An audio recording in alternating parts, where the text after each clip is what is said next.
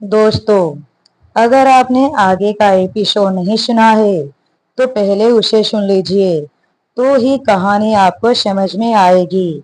साथ ही आप चाहते हैं कि कहानी रेगुलर अपलोड हो तो कमेंट और चैनल को सब्सक्राइब करना बिल्कुल भी ना भूले।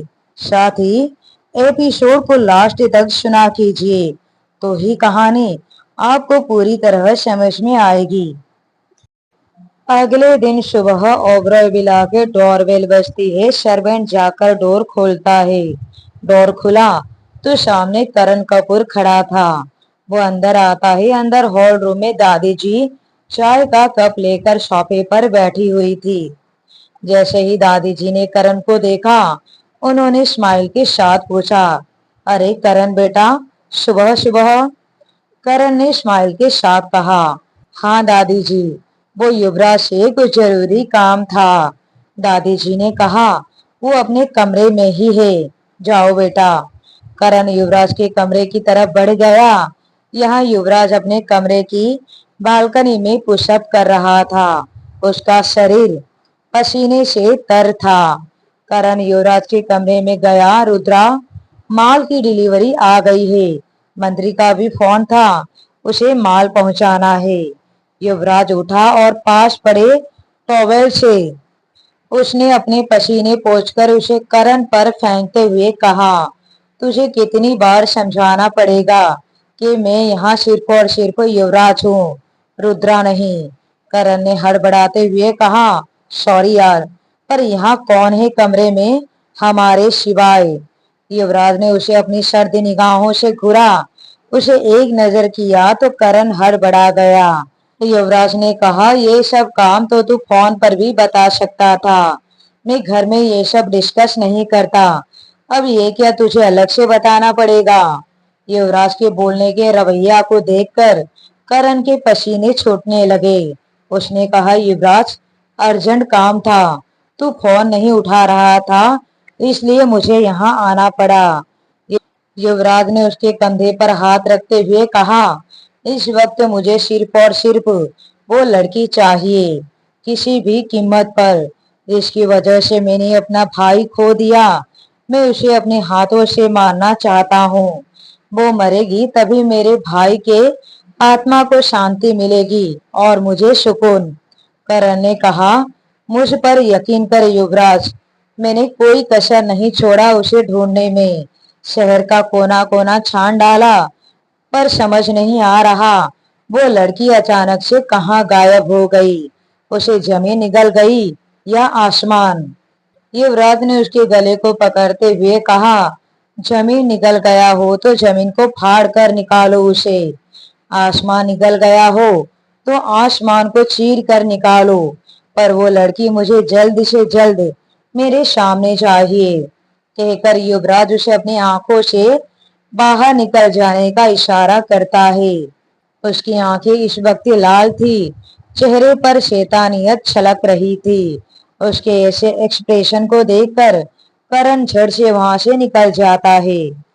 कुछ ही देर में युवराज ने अपनी शर्ट पहनी और कमरे से बाहर निकल गया। जैसे ही वो अपने कमरे से निकला, वो सिया से टकरा गया। सिया गिरने को हुई पर युवराज ने उसे कमर से पकड़ लिया। सिया ने गिरने के डर से अपनी आंखें बंद कर ली थी, पर अगले ही पल जब उसने महसूस किया कि वो नीचे नहीं गिरी, तो उसने अपनी आंखें खोली। उसने देखा कि युवराज ने उसे कमर से पकड़ लिया है। युवराज के चेहरे पर इस वक्त कोई भाव नहीं थे। शिया ने अपनी आंखें बड़ी बड़ी करते हुए कहा, ये क्या कर रहे हैं आप? आपने मुझे इस तरह से क्यों पकड़ रखा है? छोड़िए मुझे। युवराज ने भी उसे छोड़ दिया और आगे बढ़ गया। सिया धम से नीचे गिरी और उसके मुंह से आह निकल गई। उसने जाते हुए युवराज को देखते हुए कहा, अकड़ू खड्डूस कहीं का, छोड़ो मतलब ऐसे कौन छोड़ता है। वो जैसे तैसे खड़ी हुई। उसने अभी भी अपने कमर में हाथ देकर खड़ी थी। एक नंबर का निहायती बदतमीज लड़का। शक्ल देखो, पता नहीं कितने सालों पहले तो इसने स्माइल किया होगा। घुरकर तो ऐसे देखता है जैसे अभी निकल जाएगा। वो खुद से बड़बड़ा रही थी। वो जैसे ही युवराज के गए दिशा की ओर मुड़ी तो उसकी आंखें चौड़ी हो गई। सामने युवराज खड़ा था। वो गया ही नहीं था। वो अपनी आंखें छोटी छोटी करके सिया की बातें सुन रहा था। सिया को समझ नहीं आ रहा था कि वो कैसा रिएक्ट करे। वो शक पका गई। युवराज उसे घुरकर एक नजर ऊपर से नीचे तक देखा और वहां से चला गया। Oh shit! सिया ने अपना सिर पीट लिया। तभी वहां दादी जी आती है। सिया बेटा, क्या हुआ आपको? आप इसे कमर पर हाथ देकर क्यों खड़ी हैं? ठीक तो हो? सिया ने अपने चेहरे पर मुस्कान लाते हुए कहा। हाँ दादी जी, मैं बिल्कुल ठीक हूँ। एक्चुअली मैं आपके ही पास आ रही थी। आई थिंक अब मुझे यहाँ से जाना चाहिए। काफी दिन हो गए यहाँ रहते हुए। मुझे तो अब नया जॉब भी ढूंढना होगा। आप जानती है दादी जी, मेरे मामा मामी गांव में हैं और वो भी मेरी जिम्मेदारी है। दादी जी ने कहा, सिया बेटा, लेकिन आप यहाँ से जाना क्यों चाहती है? जैसे कि आपने अपने बारे में हमें बताया है, हमें नहीं लगता कि आपको अब अकेले रहना चाहिए। आप यहाँ रहेंगी तो सुरक्षित रहेंगी। किसी की औकात नहीं कि ओबरॉय बिला की तरफ आंख उठाकर भी देखे। रहा जॉब की बात, तो जॉब आप हमारे कंपनी में भी कर सकती है। ओबरॉय इंडस्ट्री की गिनती इंडिया के टॉप 5 कंपनियों में होती है। इसी बहाने आप दोनों के दिल भी मिल जाएंगे। सिया ने हड़बड़ी के साथ उन्हें देखते हुए पूछी। जी? दादी जी ने अपनी बात को घुमाते हुए कहा, हमारे कहने का मतलब है आपका दिल भी लगा रहेगा। सिया ने स्माइल के साथ अपना सिर हाँ में हिलाते हुए कहा। ठीक है दादी जी, अगर आपको यही ठीक लगता है तो यही सही। उसकी बातें सुनकर दादी जी के चेहरे पर एक स्माइल आ गई। दादी जी ने कहा, ठीक है, हम आज ही युवराज से बात करेंगे। कुछ देर के बाद युवराज घर आता है। वो इस वक्त बिजनेस सूट में नहीं था, बल्कि ब्लैक आउटफिट में था। चेहरे से वो कुछ ज्यादा ही सख्त लग रहा था। वो इस वक्त कहाँ गया था ये तो घर में कोई भी नहीं जानता। वो सीधा अपने कमरे में जाता है, अपना गन निकालकर बेड के पास रखे टेबल के ड्रॉअर में रखता है, फिर वॉशरूम चला जाता है। वैसे भी उसके कमरे में किसी का जाना अलाउ नहीं था। कुछ ही देर में फ्रेश होकर युवराज नीचे ब्रेकफास्ट के लिए डाइनिंग एरिया में आता है। डाइनिंग टेबल पर पहले से ही दादी जी और शिया बैठी हुई स्माइल के साथ कुछ बातें कर रही थी। युवराज आकर अपनी जगह बैठता है। दादी जी ने उसे देखते हुए पूछा, युवराज, कहाँ गए थे आप? आज आप कुछ ज्यादा ही लेट नहीं हो गए ऑफिस के लिए? युवराज को दादी जी के सवाल सुनकर कुछ ज्यादा फर्क नहीं पड़ा। वो बिना किसी को देखे, बिना किसी भाव के कहा, दादी कुछ जरूरी काम था। दादी जी ने कहा, अच्छा युवराज, हम आपसे कुछ जरूरी बात करना चाहते हैं। हम चाहते हैं कि सिया भी आपके ऑफिस में काम करे। इस बारे में आपका क्या राय है? युवराज ने एक नजर सिया की ओर किया, जो उसे ही टुकुर टुकुर देख रही थी। युवराज ने फिर अपने नाश्ते की तरफ फोकस करते हुए कहा, दादी, ओबरॉय इंडस्ट्री में काम करना किसी एरे गेरे का काम नहीं। ये सुनकर सिया ने अपना एक आईब्रो ऊपर उठाते हुए कहा, एक्सक्यूज मी, ये आप मुझे कह रहे हैं? मेरी गिनती आप एरे गेरे में मत कीजिए। मुझ में भी काफी टैलेंट है। युवराज ने अपनी जगह से उठते हुए कहा, ठीक है, कुछ ही देर में तुम्हें एक कॉल आएगा, आ जाना। मैं भी देखना चाहता हूँ कि कितना टैलेंट है तुम्हारे अंदर। कहकर वो वापस ऊपर अपने कमरे में जाने लगा। कुछ ही देर में युवराज रेडी होकर निकलता है। ग्रे कलर के 3 पीस बिजनेस सूट, आंखों में ब्लैक कलर का गॉगल्स, बालों को जेल से सेट किया हुआ, एक हाथ में ब्रीफकेस तो दूसरे हाथ में महंगे वॉच। वो इस लुक में भी काफी ज्यादा हॉट और हैंडसम लग रहा था। सिया अभी भी हॉल रूम में बैठी हुई थी। उसने एक नजर सिया पर किया और कहा, गेट रेडी, और वो वहां से चला गया। उसके जाने के बाद सिया अपना सिर खुजाती हुई खुद से बोली, क्या मुझे इस अकड़ू के साथ काम करना चाहिए? ये जिस तरह का इंसान है, गलती होने पर तो ये अपने एम्प्लॉय पर सीधा फायरिंग ही कर देता होगा। जो भी हो, मुझे इस वक्त जॉब की सख्त जरूरत है। वहां मेरे मामा और मामी मेरी तनख्वाह की इंतजार में होंगे।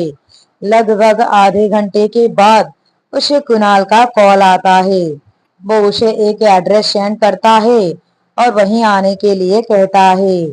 शिया जल्दी से रेडी होकर उस एड्रेस पर जाती है। जैसे ही वो टैक्सी से उतरती है, सामने की बिल्डिंग को देखकर उसकी आंखें चौड़ी हो जाती है।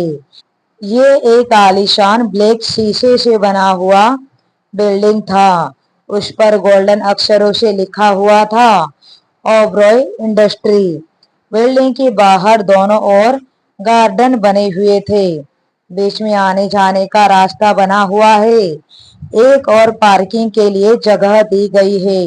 बहुत बड़ा गेट, और गेट के पास 2 चौकीदार बैठे हुए थे। इतने बड़े आलीशान ऑफिस में काम करना किसी भी एम्प्लॉय का सपना हो सकता है। सिया ने टैक्सी के पैसे चुकाए, गेट के अंदर गई।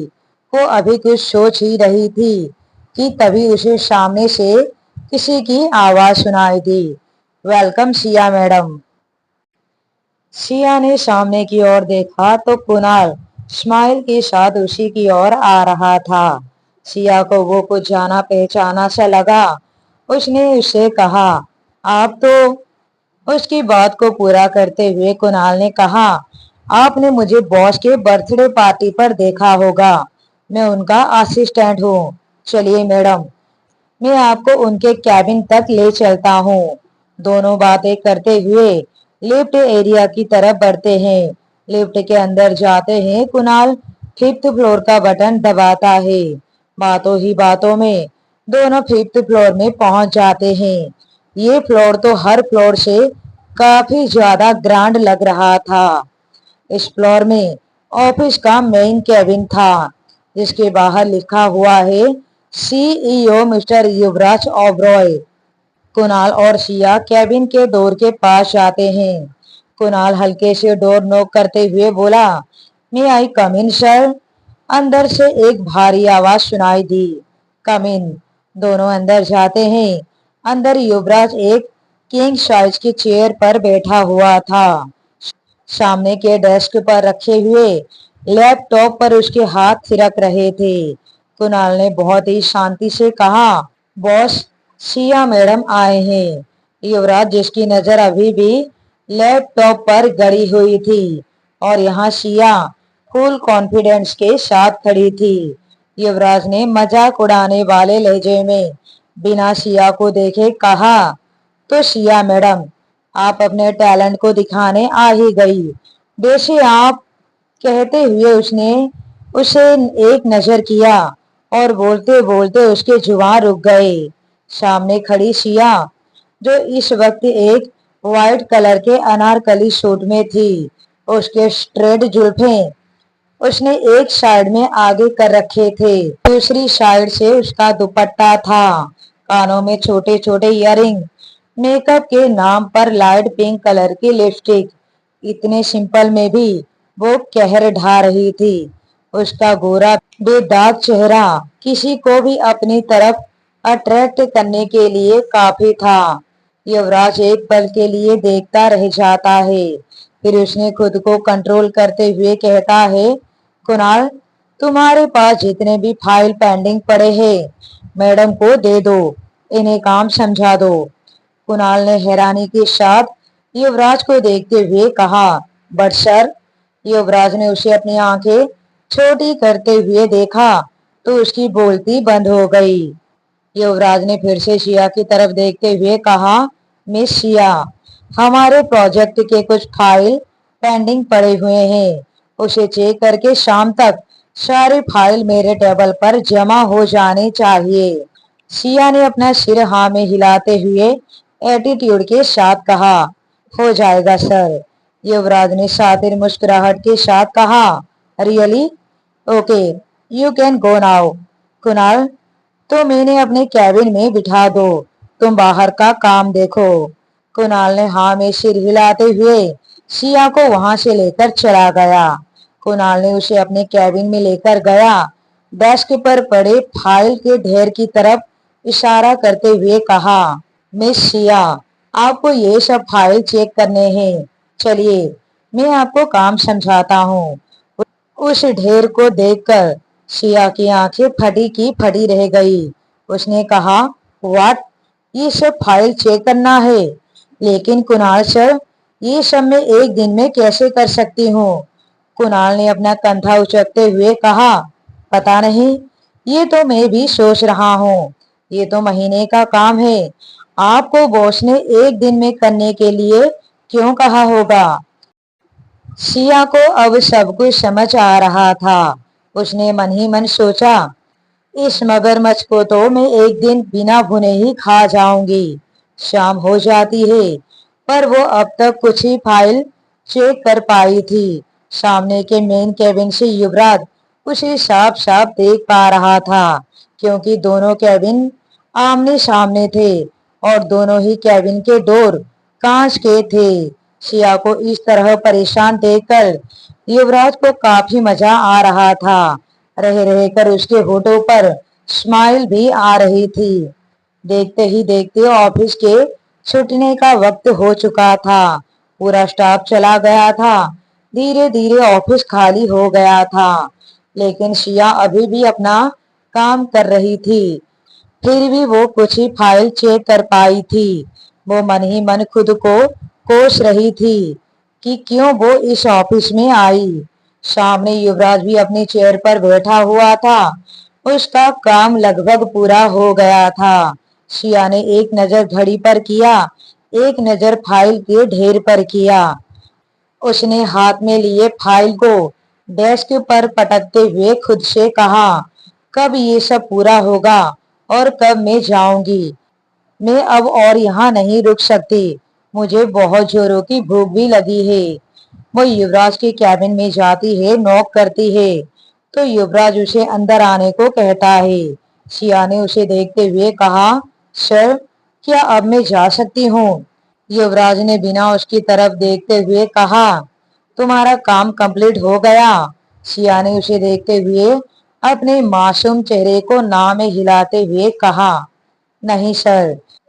युवराज ने अपने लैपटॉप को बंद करते हुए कहा, तो जाओ, कंप्लीट करो। जब तक वो फाइल पूरा नहीं हो जाते, तब तक तुम भी नहीं जा सकती। ये कहते हुए भी उसे मन ही मन शिया पर काफी हंसी आ रही थी। शिया ने अपना शक्ल रोनी सा बनाकर कहा, कब होगा और कब मैं जाऊंगी? फिर तो मुझे टैक्सी भी नहीं मिलेगी। युवराज उसकी तरह बढ़ते हुए कह रहा था, ये तुम्हारी प्रॉब्लम है। आज के डेट में तुमने अपना काम पूरा करके नहीं दिखाया, तो तुम इस कंपनी में काम करने के कैपेबल नहीं हो। सोच लो, तुम्हें इस ओबरॉय इंडस्ट्री में काम करना है तो। वो बोलते हुए शिया की ओर आगे बढ़ रहा था, पर उसका पैर किसी चीज से टकराकर वो लड़खड़ा जाता है और शिया पर गिर जाता है। दोनों साथ साथ नीचे फर्श पर गिरते हैं। शिया इस वक्त नीचे और युवराज ऊपर था। शिया की धड़कन तो बुलेट ट्रेन से भी काफी ज्यादा फास्ट हो गई थी और दोनों की नजरें एक होती है। दोनों जैसे पलके झपकाना भूल गए हो। युवराज का एक हाथ शिया के कमर पर था, तो दूसरा उसकी पीठ पर। उसके ऐसे छुअन से शिया सिहरने लगी, जबकि कुछ देर आंखों में ही खोए रहने के बाद युवराज की नजर उसके होठों की तरफ जाती है। उसके नर्म नाजुक गुलाबी होठों को देखकर युवराज का मन उसे चूमने को करता है, लेकिन अगले ही पल उसके कानों में शिया की आवाज सुनाई दी, जो दबी हुई आवाज में कहती है, अपना वजन उठाओ मेरे ऊपर से, नहीं तो मैं मर जाऊंगी। युवराज की नजर फिर से उसके होठों की तरफ गई। उसके होठों को देखते हुए उसका गला सूख रहा था। वो उसके होठों को देखकर कुछ कह ही रहा था कि अगले ही पल किसी और की आवाज सुनाई दी, बॉस, क्या अब मैं घर जा सकता हूँ? युवराज ने सामने देखा तो कुणाल ने अपना मुंह दूसरी तरफ करके खड़ा था। युवराज झट से शिया के ऊपर से उड़ जाता है। उसने सख्त आवाज में कहा, कुणाल। कुणाल ने अब युवराज की तरफ देखते हुए कहा, सॉरी बॉस, मैं गलत वक्त में आ गया। युवराज ने उसे अपनी आंखें छोटी छोटी करके घूरा और सख्त आवाज में कहा, यू कैन गो। उसने शिया की तरफ देखते हुए भी कहा, यू कैन ऑल्सो गो। शिया ने हल्के गुस्से के साथ कहा, बट सर, अभी मुझे इतनी रात को टैक्सी कहाँ से मिलेगी? युवराज कुछ कहता कि बीच में ही कुणाल ने कहा, डोंट वरी मिस शिया, मैं आपको ड्रॉप कर दूंगा, मेरे पास कार है, मेरे खुद की। युवराज ने तंग आते हुए कहा, कुणाल तुम जाओ, उसे मैं ड्रॉप कर दूंगा। कुणाल ने हड़बड़ी के साथ ओके बॉस बोलकर वहां से निकल जाता है। कुछ ही देर में युवराज और शिया नीचे उतरते हैं। युवराज अपना कार लेकर आता है। शिया पीछे की डोर खोलने को होती है कि तभी युवराज ने कहा, तुम्हें लगता है कि मैं तुम्हारा ड्राइवर हूँ? चुपचाप आगे आकर बैठो। शिया आगे आकर युवराज के बाजू की सीट पर बैठती है। कार आगे बढ़ती है। शिया अब पीछे सीट पर सिर टिकाकर अपनी आंखें बंद कर लेती है। सच में वो आज काफी ज्यादा थक गई थी। युवराज की नजर न चाहते हुए भी बार बार शिया की तरफ जा रही थी। कोई कह नहीं सकता कि ये वही शक्ति इंसान युवराज ओबरॉय है, जिसके सामने बड़े से बड़ा बिजनेसमैन भी बात करते हुए हकला जाता है। वो आज एक लड़की के आगे कमजोर पड़ रहा था। उसकी नजर बार बार शिया पर जा रही थी। शिया उसे अट्रैक्ट कर रही थी, पर युवराज ने खुद को कंट्रोल कर रखा था। कुछ ही देर में युवराज की कार ओबरॉय विला के सामने खड़ी थी, लेकिन तब तक शिया सो चुकी थी। युवराज ने कार पार्क की और शिया को उठाने की बजाय बड़े ही आराम से उसे अपनी बाहों में उठा लिया। उसकी नजर उसके चेहरे पर से हट नहीं रही थी। वो उसे देखते हुए ही विला के अंदर ले जाता है। तभी दादी जी, जो दोनों के इंतजार में हॉल रूम में सोफे पर बैठी हुई थी, उन्होंने हड़बड़ी के साथ युवराज की तरफ बढ़ते हुए कहा, युवराज, क्या हुआ शिया को? आपने उन्हें इस तरह से क्यों उठा रखा है? सब ठीक तो है ना बेटा? युवराज ने अपनी दादी को देखते हुए कहा, दादी जस्ट रिलैक्स, कुछ नहीं हुआ इसे, महारानी सो रही है, अब मेरा यही काम बच गया था। दादी ने गहरी सांस छोड़ते हुए कहा, शुक्र है भगवान का, हम तो घबरा ही गए थे। एक काम कीजिए, उन्हें उनके कमरे में ले जाइए। युवराज ने एक नजर शिया पर किया, जो आराम से युवराज से लिपटी हुई थी। उसे लेकर वो उसके कमरे की तरफ बढ़ने लगा। उसने झुककर उसे उसके बेड पर लेटा दिया, पर जैसे ही वो खड़ा होने को हुआ कि शिया ने उसकी तरफ करवट ले ली। अब शिया का चेहरा युवराज के तरफ था। एक बार फिर उसकी नजर शिया के गुलाबी होठों पर पड़ी। अब आगे क्या होगा जानने के लिए बने रहिए माय डेविल लवर कहानी पर।